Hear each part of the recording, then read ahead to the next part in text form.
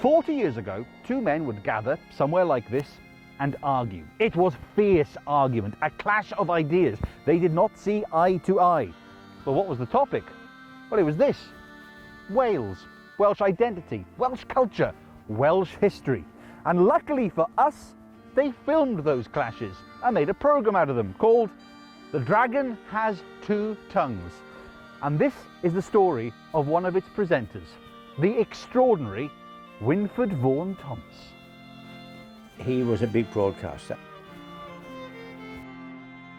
Winford was a distinguished war correspondent in the Second World War. Certainly left a substantial legacy in terms of his contribution. This is the screenplay, it should be a film.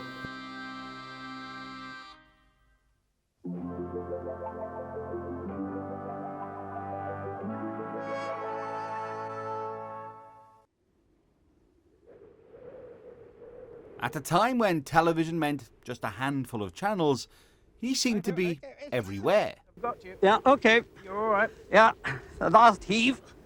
Doing everything.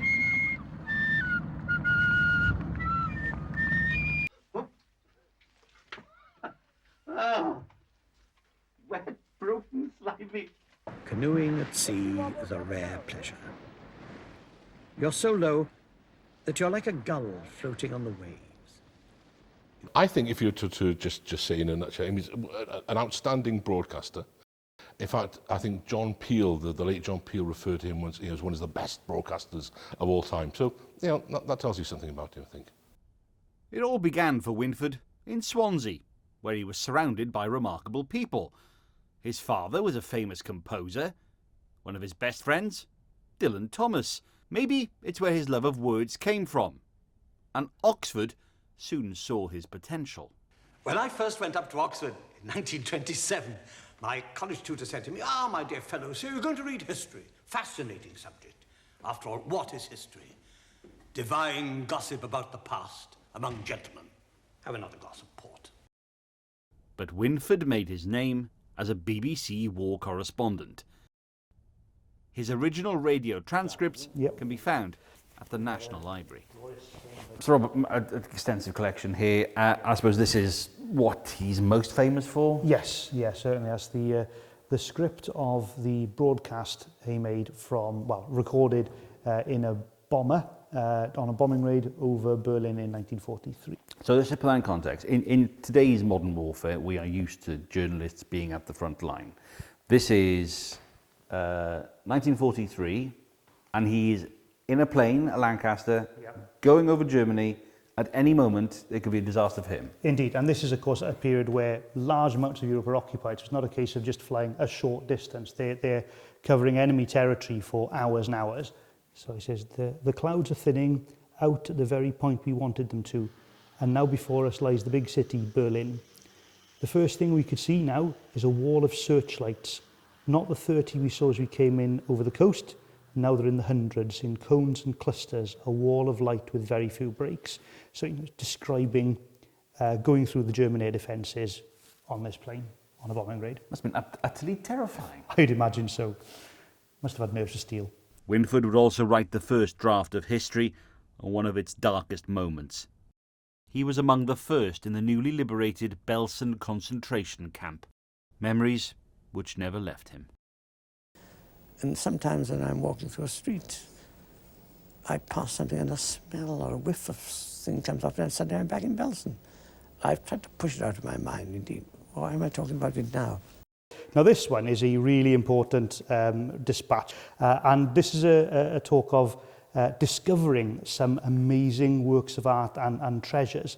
So Winford Thomas is with the 8th Army, and he walks into an Italian house, and he says he's found the Primavera by Botticelli, one of Botticelli's most famous work, stored in this castle, this house, just a few thousand yards from the German front line. Right, so he's reporting on as Italy is being liberated, and he comes across a Botticelli.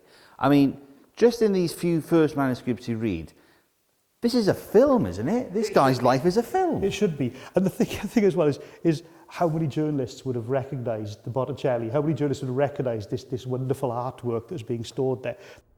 The war made Winford famous. He was a man in demand, writing books, presenting on TV. But that wasn't enough. He wanted his own station.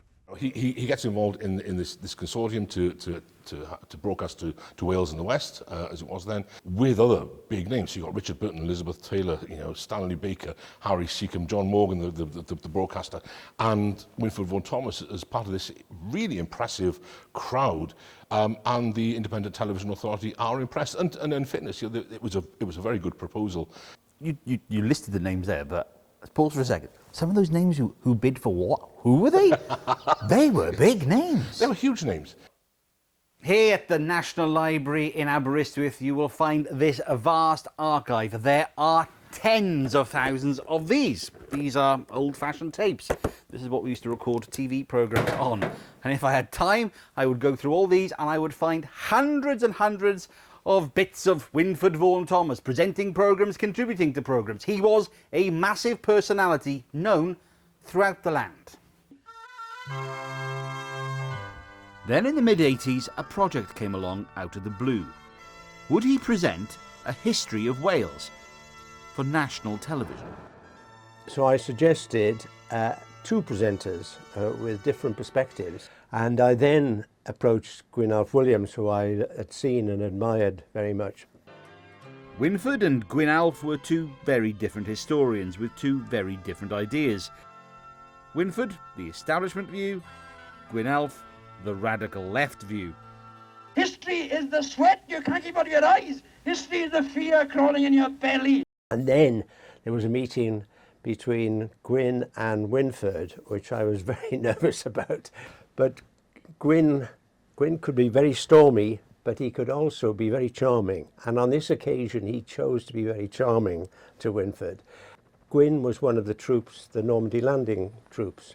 They heard Winford broadcasting from Italy, and Winford was charmed. Winford was touched and charmed.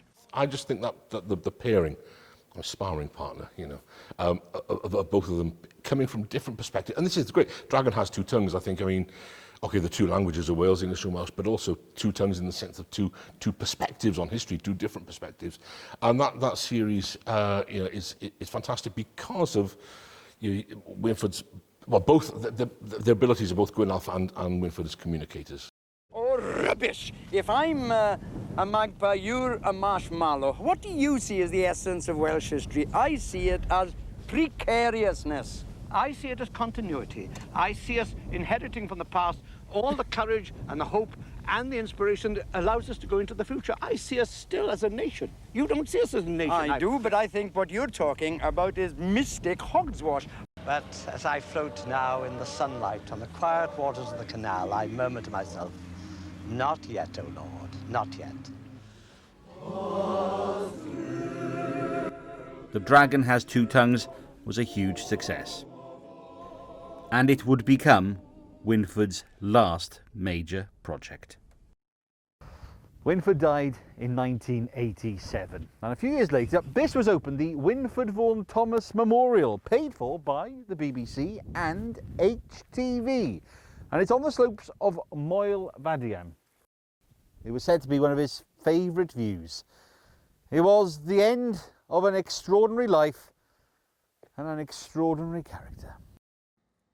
If those two were alive now, do you think they'd be big stars, big podcasters, filling out the O2, arguing over history? Because that's quite popular these days. No, I think they'd both be good at it. Gwyn, did I hear aright? A last-ditch stand? The death of Wales? I deny completely. The notion that there is the truth about the past, we wanted to challenge that, and I think that was the whole idea, that we challenged the notion there is a truth, and there are multiple truths, and you have to work it out for yourself. Who's marvellous, Miss Anne? He's probably one of the most recognisable Welsh international figures of the period, I would have thought. His voice would have been familiar to millions.